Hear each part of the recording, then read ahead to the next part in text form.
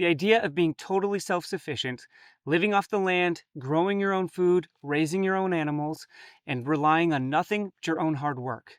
Is this just a fantasy, or can it actually be done? Now, you could probably get away with growing all of your own greens and beans and potatoes and having those fully done at home for the entire year. Now, this is actually something that is sustainable and doable, and people do it all the time. But there's actually things that you may not think about when it comes to your garden, and that's things like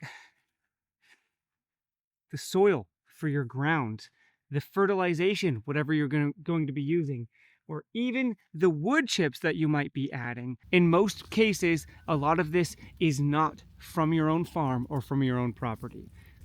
It can be, but to get these things becomes a lot more difficult and time consuming because you would have to have the trees to get the wood mulch, or you would have to have a really good compost system to get the soil. And then there has to be a good management of non-cross pollination so that you know what seeds you're planting. If you are saving your seeds for the following year, you want to know what you're planting. And a lot of peppers or tomatoes or many other plants will cross-pollinate, giving you a different plant or different tomato or different pepper the next year that you plant it.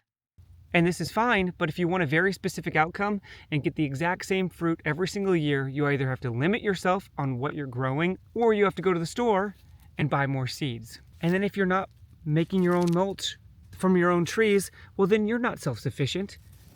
And if you're not making your own compost, you're also not self-sufficient. So as we're breaking this down even more, yes, you can grow your own food and be self-sufficient for a year, but how self-sufficient was that process really?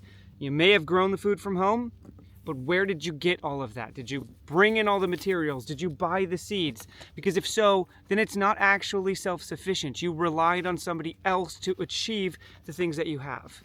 And the same thing goes for animals. Just because you have a cow doesn't mean that you can put it in the pasture and it will only eat grass. Because honestly, where you live has a huge play on how you can actually raise your animals. Because in most places in the US, you will have a winter. And through a winter, you must have hay. And in order to be fully self-sufficient and have enough hay for cows, you have to have a significant amount of property for the animals to eat and for you to have a hayable section so that you can bring on enough feed or enough food for the winter for the animals, because there's nothing that grows. And in this being the case, this actually limits the amount of self-sufficiency that actually goes into raising something like a cow that most people can attain. But let's just say that you did. Let's say that you were able to get enough property to have a garden, to raise cows, and hay your own fields.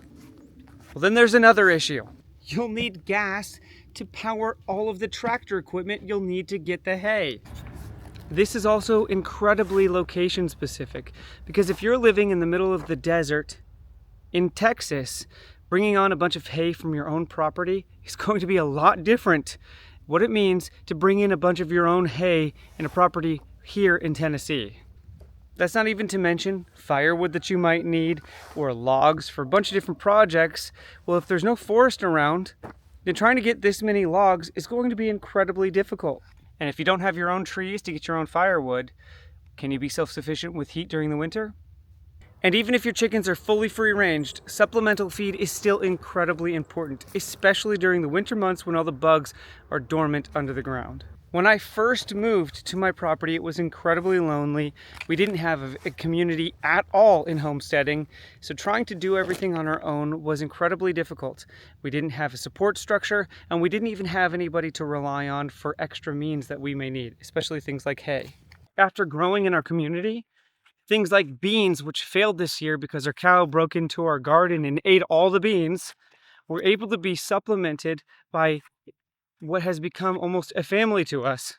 We shared with them what happened to our bean plants, and they came in, they had an abundance of beans that they were able to bless us with because they had an overabundance.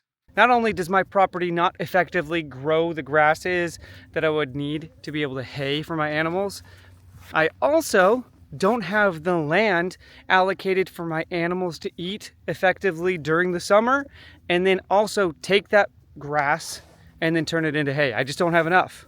But I luckily have incredible neighbors and a great community to where I was able to go and cut my own hay, not on my own property, but from a neighbor, from a friend, where we were able to take in an unbelievable amount of hay that we cut ourselves and bring onto our own property.